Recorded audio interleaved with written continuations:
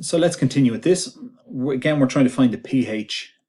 So it's pH is equal to minus log to the base 10 of the hydrogen ion concentration. Write that down each time because you're probably going to get marks for it if you get the question wrong. So again, same thing, we need a hydrogen ion concentration, but we don't have any hydrogen ion concentration.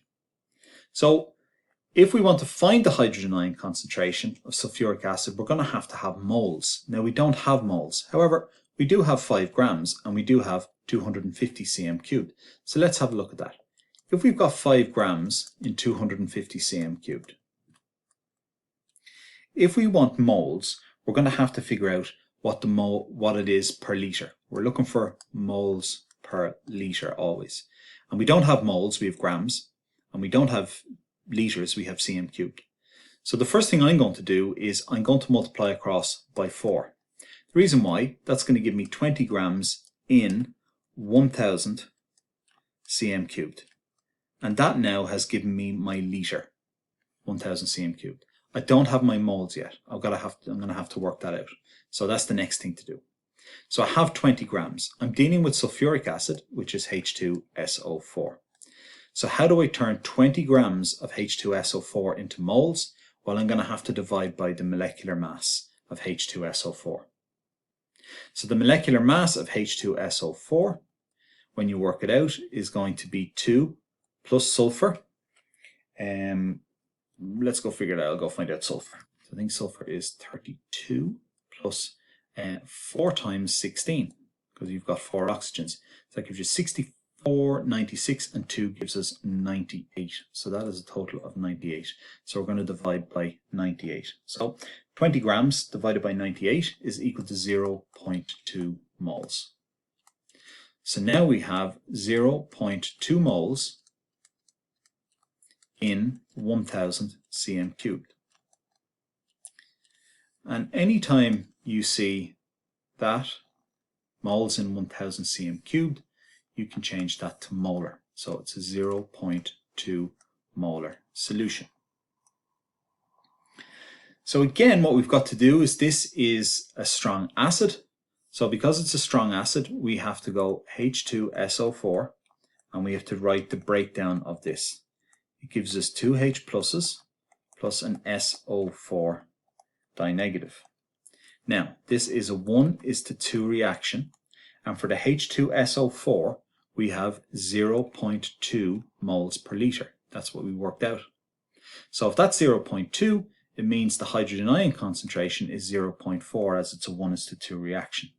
So when you do your pH, it's going to be minus log to the base 10 of the hydrogen ion concentration, which is 0.4.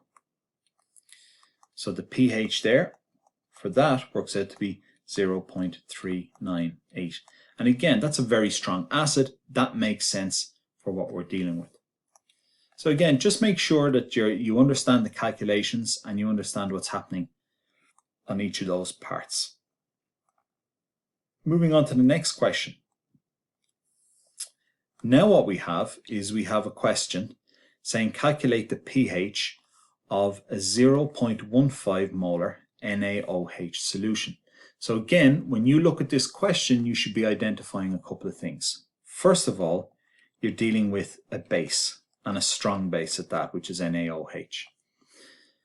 The pH for a base is actually still the same, and I'll show you how it works. So it's minus log to the base 10 of the hydrogen ion concentration. But because we don't have hydrogen ions, because that's only an acid, what we're actually going to put in here is hydroxyl ions. That's the only change to the equation. Everything else, however, is done pretty much the same way. So because it's a strong acid or base, we start with NaOH, and we have to draw out the equation as to how that breaks down, how it dissociates. It dissociates into Na plus OH minus.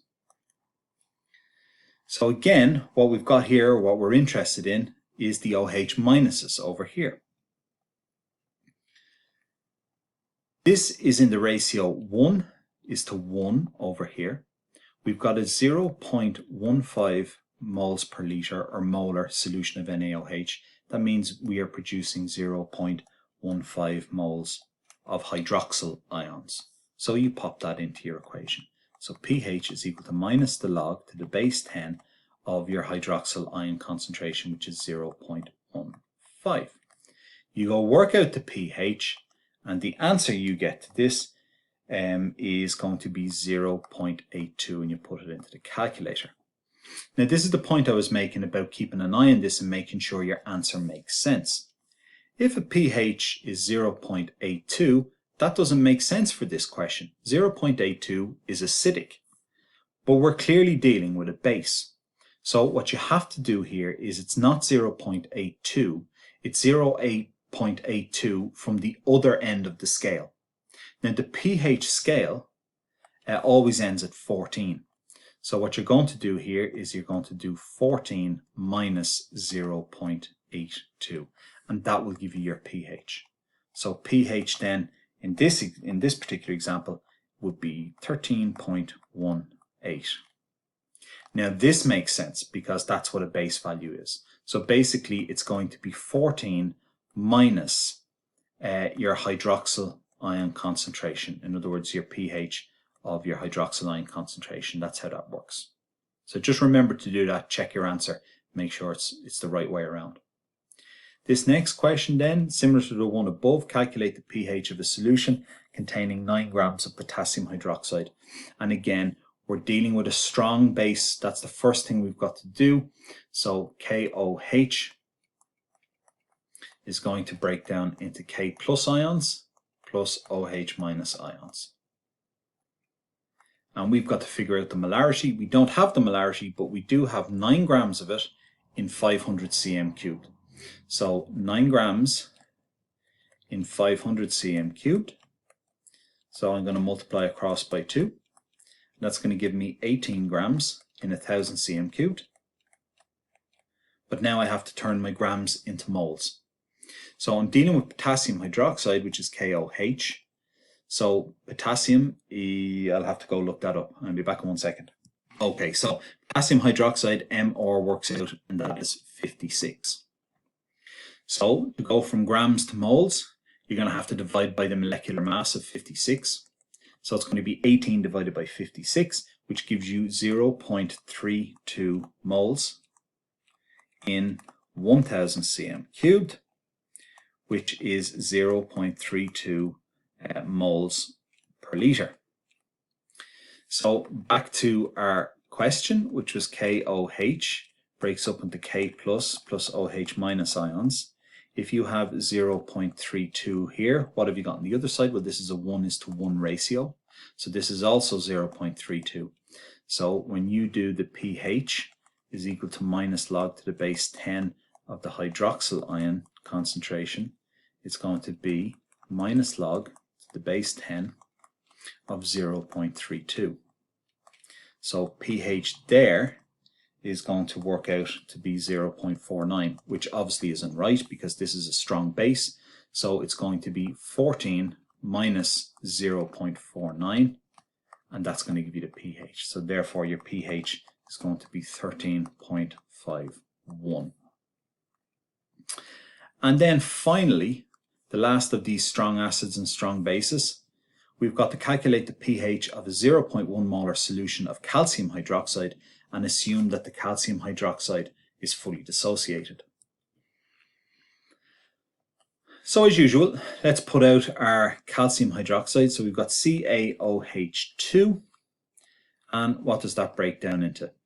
Well, from your periodic table, you should know that calcium is Ca2+. It's in group 2, so it always forms a 2+ ion. Hydroxyl ions are always OH-, so we've got to have 2 of these. So basically, this is a 1:2 ratio, because we're only interested in the hydroxyl ions part of it. Now, we have, from the question, a 0.01 moles per liter or molar concentration there. So this number over here is going to be 0.02. Now that we have that, we can put it into the pH. So it's minus log, again to the base 10, this time of 0.02. So pH there is going to work out to be 1.7, which again doesn't make sense. So it's going to be 14 minus 1.7.